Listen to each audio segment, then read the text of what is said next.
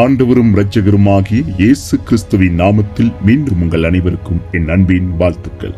இன்றைய நாளுக்கான வேத தியானமாக 1 நாளாகமத்தின் புஸ்தகம் 4வது அதிகாரம் 10வது வசனம்.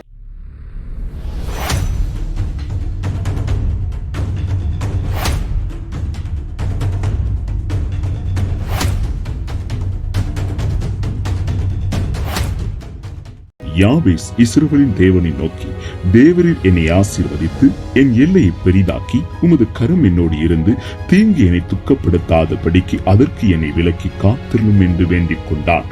அவன் வேண்டிக் கொண்டதை தேவன் அருளினார். கவனியுங்கள், அவன் வேண்டிக் கொண்டதை தேவன் அருளினார். பிரியமானவர்களே, இந்த யாபேஸ் இஸ்ரவேலின் தேவனை நோக்கி ஜெபிக்கிறவனாயிருந்தான். இந்த யாபேஸ் என்கிற பெயருடைய அர்த்தம் துக்கம். அவனுடைய தாய், நான் துக்கத்தோடு இவனை பெற்றெடுத்தேன் என்று சொல்லி யாபேஸ் என்று பெயரிடுகிறார். இந்த யாபேசுடைய பிறப்பு பாபிலோனிய சிறையிருப்பின் காலத்தில் என்று அங்கே சொல்லப்படுகிறது.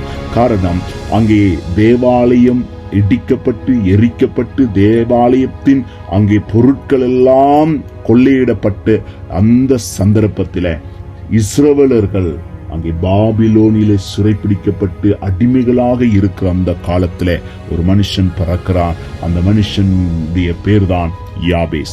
ஆக அந்த தாய் யாபேஸ் என்கிற பெயரை இடும் பொழுது, நான் துக்கத்தோடு பெற்றெடுத்தேன், எங்களுடைய தேவாலயம் இடிக்கப்பட்டது, தேவனுடைய அங்கே பலி செலுத்தப்படுகிற தேவனுக்கு ஆராதனை செய்யப்படுகிற காரியங்கள் எல்லாம் அழிக்கப்பட்டது. ஆக வேதனையின் மத்தியில் இருக்கும் பொழுது ஒரு பிள்ளை பிறக்கிறான். அந்த வேதனைக்கு அடையாளமாக இந்த யாபேசுடைய பெயர் வைக்கப்படுகிறது.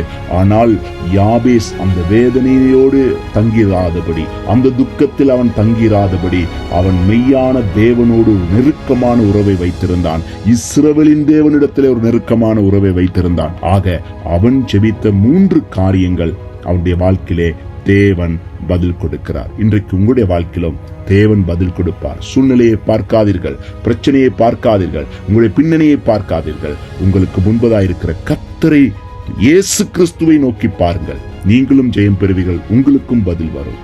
ஆமென், ஆமென்.